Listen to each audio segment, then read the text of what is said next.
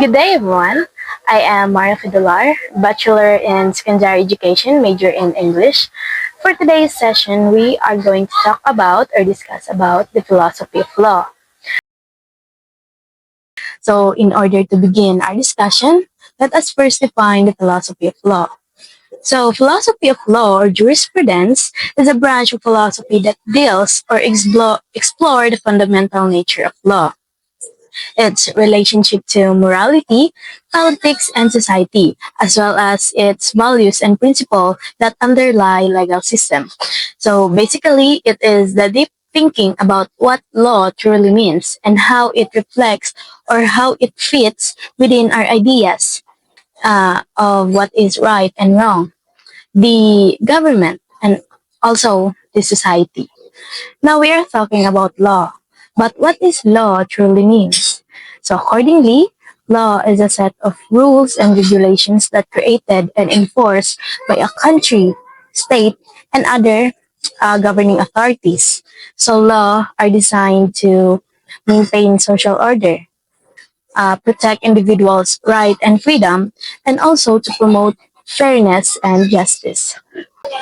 Now let's move on to the characteristic of law. We have here four characteristics of law. First is the rules and regulation. Second is the enforceability.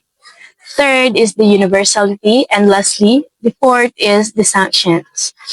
Now, let us first discuss the first characteristic, which is the rules and regulations. So accordingly, rules and regulations are the specific rules and regulations that govern human or that govern human behavior. So think of a traffic light.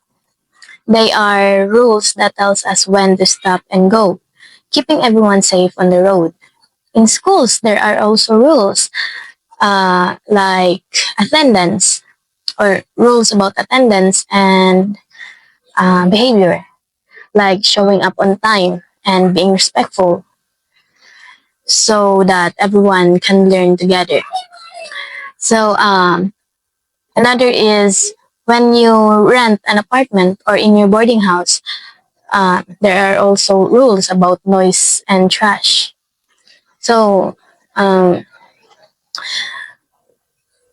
that rule, it keeps the building livable for all your neighbors or board mates. So next is the enforceability. So enforceability is laws that enforced by governing authorities such as police, courts, and judges. So let's provide a simple example. So imagine a police officer stopped or police officer stopping a driver who has been drinking. So that's them enforcing a law against drunk driving. So another is if you get into a fight with your neighbor and it goes to court, the judge will use a law to decide on who is right and what happens next. And another example is when a company dump trash into a river, an environmental inspector will or can cause or can issue fines, showing how laws protects our environment. So the next characteristic is the universality. Universality is the laws applied to all individuals within a jurisdiction regardless of their social status, wealth, or position. So let's provide some basic example. So imagine example is a speeding ticket. So imagine a celebrity and a regular person can both have one if they drive too fast in the same area. Another example is, or the most common example is the uh, in paying taxes. So everyone who earns money within the country has to pay regardless of their job and how much money they earn. So that is uh, that that is what universality mean? So, lastly, we have the sanctions. So, sanctions are laws provide for sanctions or penalties for non-compliance. So, example, imagine getting a parking ticket for not following parking rules. So, one example of the sanctions. So, sanctions is just simply a penalty or consequences if you are disobey such rules. Hey everyone, my name is Michelle Benavente and my topic is all about types of law. First is statutory law. This law enacted by legislative bodies such as Congress or Parliament. Example of these are tax law, labor law, environmental law, and criminal law. Second is common law. This law developed through judicial decisions and precedents. Example of these are contract law, tort law, and property law. Third is constitutional law. This law that governs the structure and power of government. Example of these are rights, separation of power, and federalism. Fourth is administrative law. Administrative law is a branch of law that governs the creation and operation of administrative agencies. Example of these are rulemaking, adjudication, enforcement, and judicial review. One is international law, the law that governs relations between countries and international organizations. Example of these are treaties, customary international law, general principle of law, and judicial decisions. Good evening, ma'am. This is Mary's Ibalukan. Today, I am going to discuss the four functions of law. Number one is the maintaining social order. It says here is that social orders, it is the framework that guides people's behavior and interaction, ensuring a sense of predictability and order. For example, is the school policies and classroom rules maintain a structured learning environment. Inside the classroom, we cannot maintain the peace or the respect each other if there is no rules. We must be follow the rules or else we have a punishment. Number two is protecting individuals' rights. Laws protect individual rights and freedoms such as freedom of speech and assembly, ensuring everyone can exercise their fundamental freedoms and be treated fairly, encompassing legal protections, access to justice, and freedom from discrimination. The third one is promoting justice and fairness. Laws promote the fairness by providing for equal treatment under the law. Promoting justice and fairness. Justice and fairness are core principles that guide ethical decision making and societal structures, aiming to ensure that everyone is treated with respect and dignity and that their rights are protected. Number four is resolving dispute. Laws provide a framework for resolving disputes between individuals, organizations, and government. Resolving dispute. Because of the law, it helps us to resolve the conflict because we have the law to follow, and if we violated the law, there is a punishment. Today, I am Lani J. Calario-Acuña and my topic is all about sources of law. First, constitutions. Second, legislation. Third, judicial decision. Fourth, custom and tradition. Fifth, international agreements. Constitution is a fundamental document that outlines the fundamental principles and structure and powers. For like as an example, government structure, individual rights, and power distributions. Legislations refers to the process of creating, amending, and repealing laws by legislative bodies such as Parliament, Congress, and Assembly. For like example, lawmaking, representative democracy.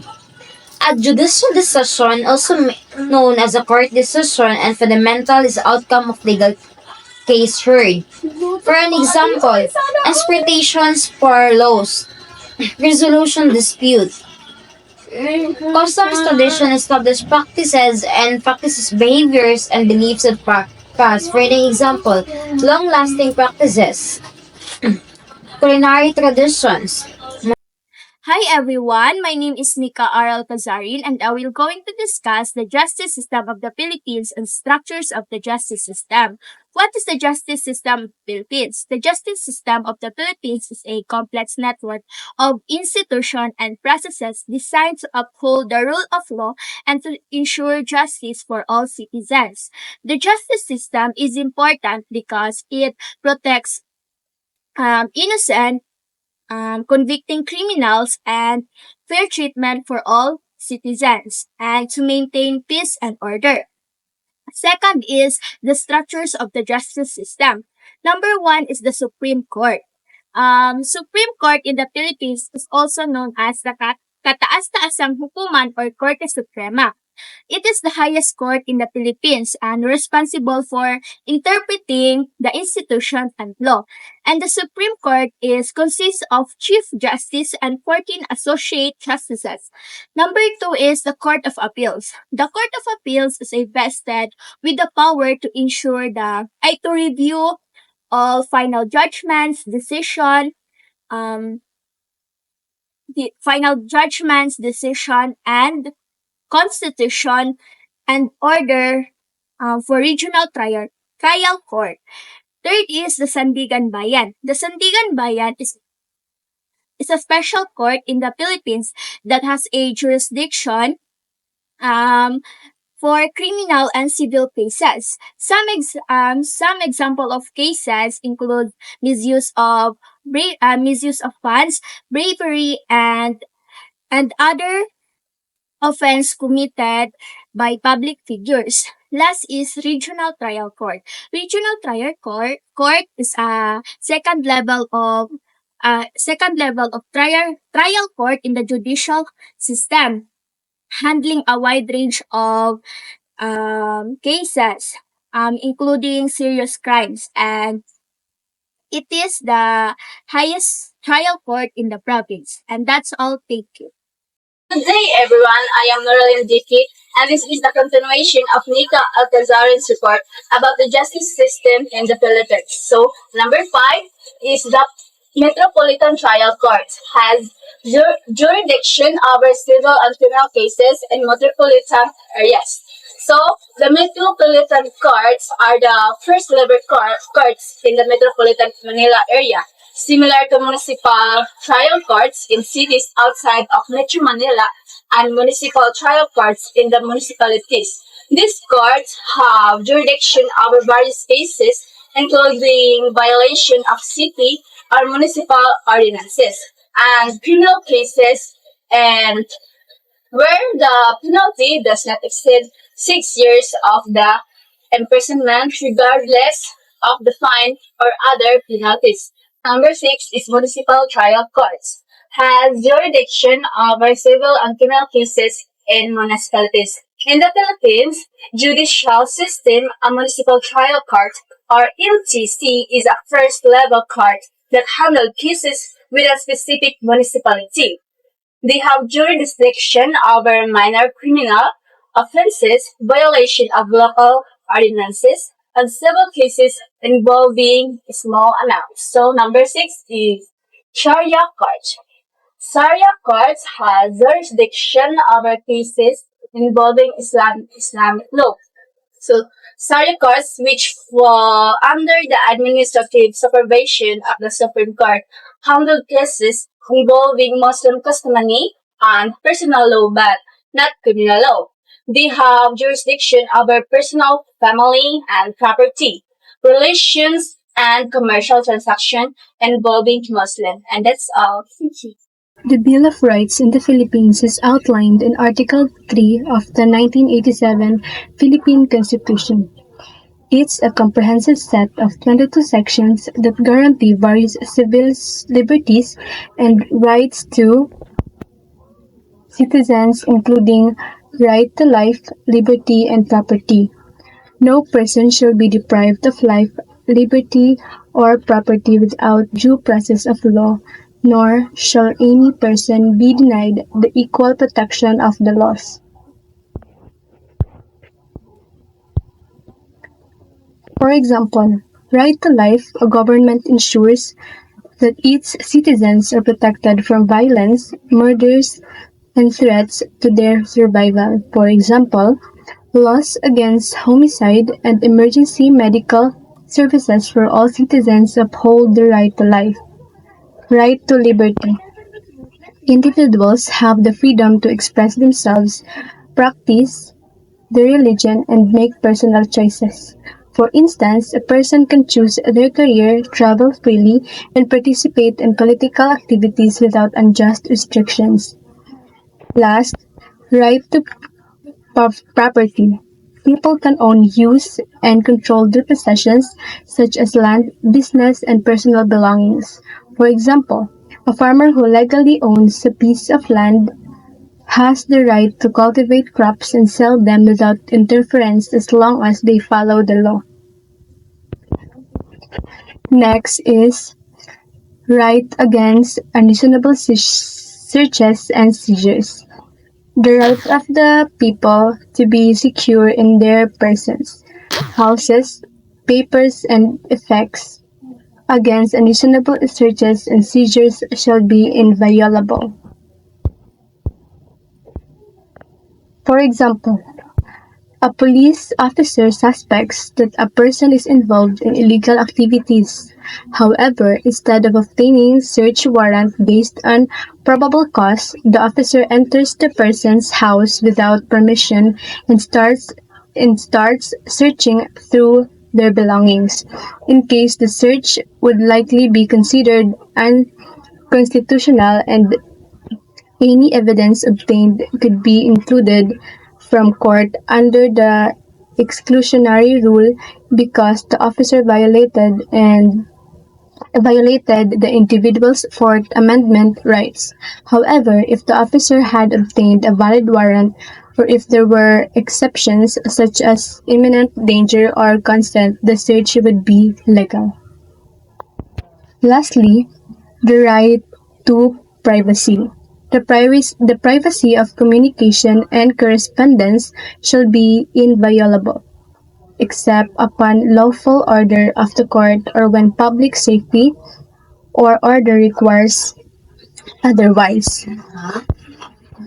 For example, in a hospital shares a patient's health records with an insurance company without the patient's consent, it would be a violation of privacy laws like the Health Insurance Portability and Accountability Act or HIPAA in the US. This right ensures that individuals had control over their personal information and protects them from unauthorized access. Good day, everyone. Today I am going to continue discussing about the Bill of Rights in the Philippines. First, freedom of speech, expression, and the press. No law shall be passed abridging the freedom of speech, of expression, of or the press. Second, the right to peaceful assembly. The right of the people to peaceably assemble and petition the government for redress of grievances shall not be denied. Third, right to religious freedom. No law shall be made respecting an establishment of religion or prohibiting the free exercise thereof. Fourth, right to travel. The liberty of abode and of changing the same within the limits prescribed by law shall not be impaired, except upon lawful order. And lastly, right to due process. No person shall not be deprived of life, liberty, or property without due process of law. Fundamental rights such as freedom of speech, expression, and the press, the right to peaceful assembly, the religious freedom, the right to travel, and the right to due process form a cornerstone of a democratic society. These rights empower individuals to express their thoughts and beliefs openly, gather peacefully to advocate for change, practice their religion without fear, move freely within and outside their country, and receive fair treatment under the law. Together, they promote individual autonomy, social justice, and accountability, ensuring that citizens can actively participate in shaping their communities and hold authorities accountable. Upholding these rights is essential for fostering an inclusive and vibrant society where diverse voices can be heard and respected. And that would be all. Thank you. Good day everyone, I am Rhea May A. Tumaog, BS Ed English 1.1. Today I will continue to discuss about the Bill of Rights in the Philippines. The next Bill of Rights in the Philippines is right to religious freedom. It refers to the freedom to practice your own religion.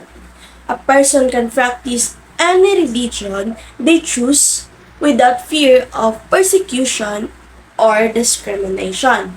For example, a Muslim student is allowed to wear hijab in Catholic school.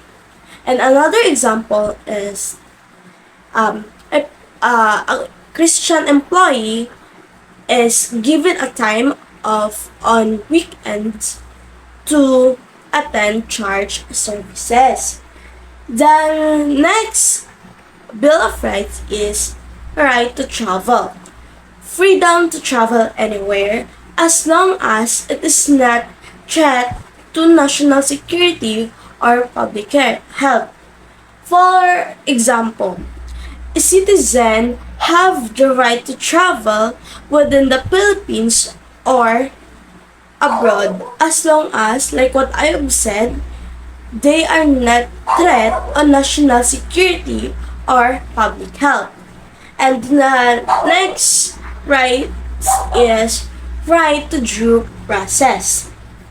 Protection from unfair treatment of the government, ensuring you're treated equally under the law.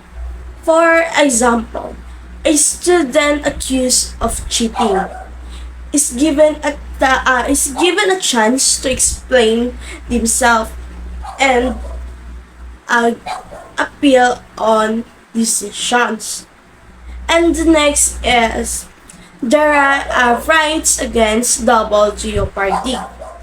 Right against double jeopardy is you can be punished twice for the same crime. For example, no double persecution.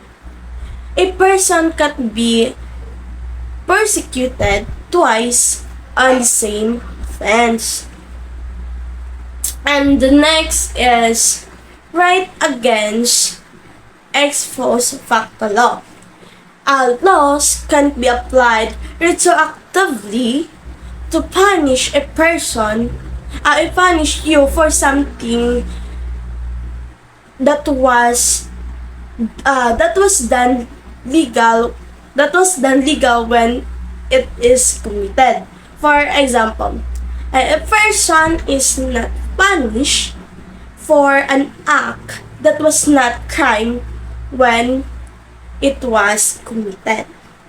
So, by upholding these rights, the Philippines can ensure that individual freedom are protected and social justice is promoted, leading to more equitable and harmonious society. So the next topic is all about punishment in the society. So punishment in the society is a consequence imposed on someone for breaking the rules, norms, and other laws.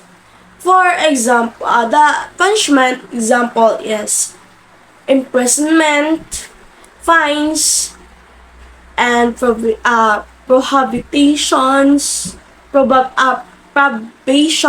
rather, and community service. And for the next reporter, we're gonna discuss about the primary goals of the punishment and the society. And that's all. Thank you and God bless. Good day, ma'am. This is Cyril Bansig, and I'm going to tackle about the different types of punishment.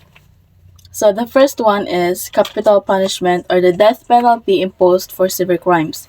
It is the legally authorized killing of someone as punishment for the crime that is being committed by a certain person. Just like for example, murder, rape, being addicted to drugs, lethal injection, and so many more to mention.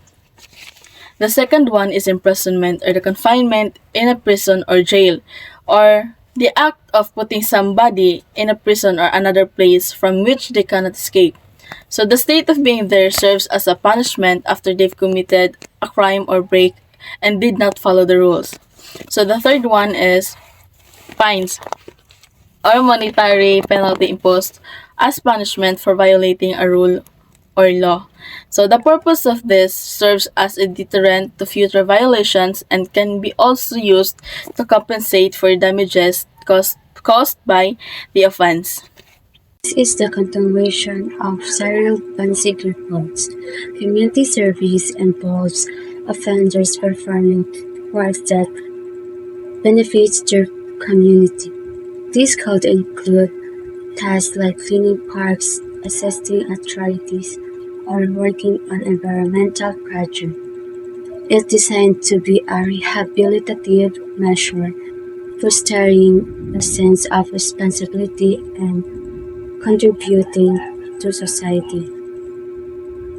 Probation is a sentence where offenders remain in the community under supervision and monitoring. They are subject to certain conditions like regular check-ins with a probation officer's drug testing or restriction on their activities. Successful completion of probation affords further punishments, while violation can lead to imprisonment. Okay, so hello everyone, I am Rainier Maginay. So let's proceed to the philosophers of law. First, we have Aristotle. Aristotle developed the concept of natural law, and the idea of law should aim at promoting the common good. So Aristotle 384 to 322 BCE did develop ideas related to natural law and the common good. But his concept of natural law differed from the more comprehensive theories developed later philosophers like Thomas Aquinas. These are the Aristotle's ideas. First, we have the natural justice. In his work, Nicomachean Ethics, Aristotle discussed the concept of natural justice, which refers to the idea that there are universal principles of justice that exist independently of human convention. Second, we have common good. Aristotle believed that the ultimate goal of human society and the politics is to promote the common good, which he understood as the happiness and flourishing of all citizens. Third, we have law and virtue. Aristotle argued that law should aim at promoting virtue and the common good. He believed that laws should be designed to encourage citizens to develop good habits and virtues. So let's proceed to the key points of Aristotle's concept. Aristotle's concept of natural law was more focused on the idea of natural justice and universal principles that govern human behavior. He believed that law should aim at promoting the common good, which is the happiness and flourishing of all citizens. Aristotle's ideas on natural law and the common good were influential in the development of Western political philosophy, particularly in the thought of Thomas Aquinas and other scholastic philosophers. In summary, Aristotle's ideas on natural law and the common good emphasize the importance of promoting virtue, justice, and the happiness of all citizens through law and politics. So, next philosopher we have Thomas Hobbes. Thomas Hobbes argued that law is a necessary constraint on human behavior to maintain social order. So, Thomas Hobbes, 1588 to 1679, Thomas Hobbes is an English philosopher, argued that law is essential to maintain social order and prevent chaos. First breakdown of his argument. Here are the breakdown of his argument. Hobbes' view of human nature. Hobbes believed that humans are inherently selfish, competitive, and violent. He argued that in the absence of a strong central authority, humans would exist in a state of nature characterized by a war of all against all. No, characterized by a war of first we have a war of all against all. Second, no moral or legal constraints. Third, we have constant fear and insecurity. The need for law and government. To escape this state of nature, Hobbes argued that humans must create a strong central authority, which he called the Leviathan. This authority would establish laws to regulate human behavior and maintain social order. Law as a constraint. Hobbes saw law as necessary constraint on human behavior to prevent the chaos and violence that would otherwise occur. Laws would first protect individuals from harm and exploitation. Second, establish clear rules and consequences for behavior. Third, provide a framework for resolving disputes and promoting cooperation. So here are the key points of Thomas Hobbes'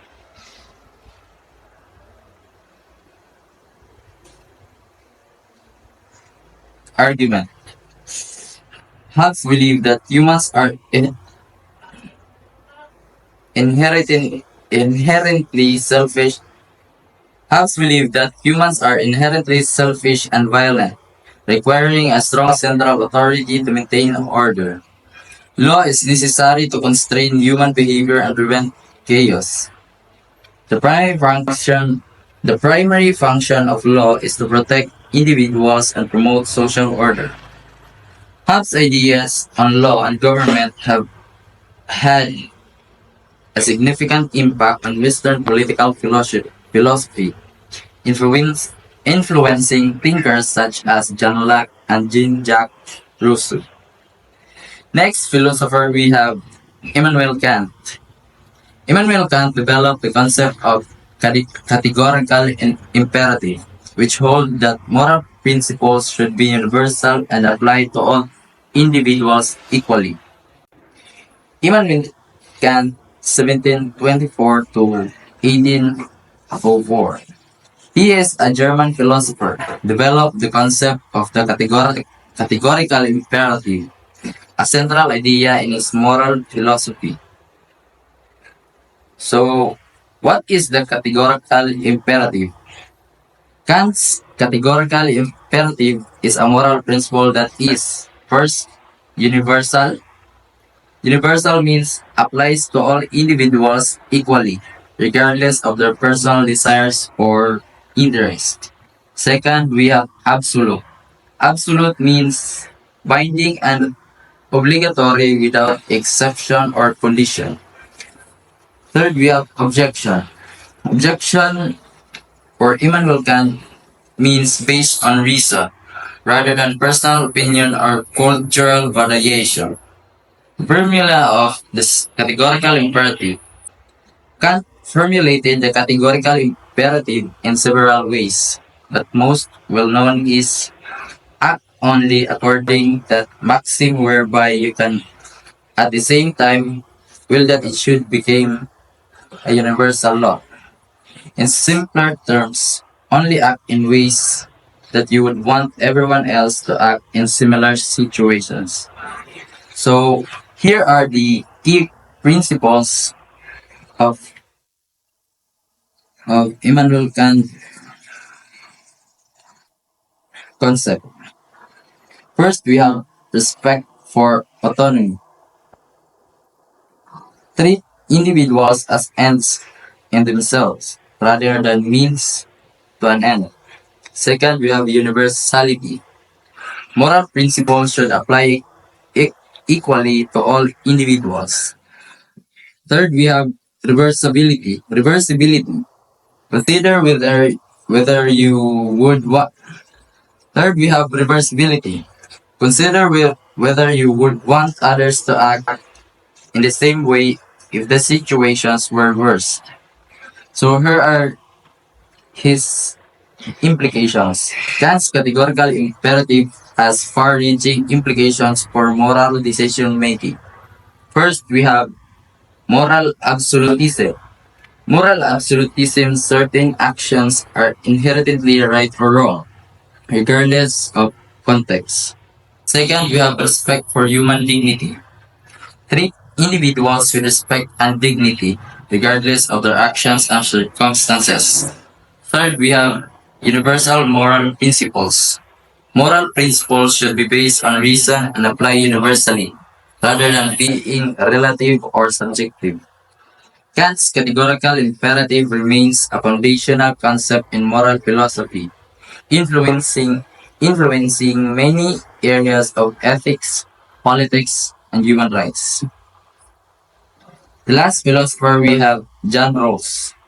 John Rawls developed the theory of justice as fairness, which hold that justice should be based on principles that would be chosen by rational individuals behind a veil of ignorance. John Rawls, 1921 to 2002. He is an American philosopher, developed the theory of justice as fairness, which revolutionized the field of political philosophy.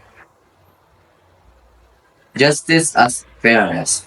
Rawls' theory holds that justice should be based on principles that would be chosen by rational individuals behind a veil of ignorance.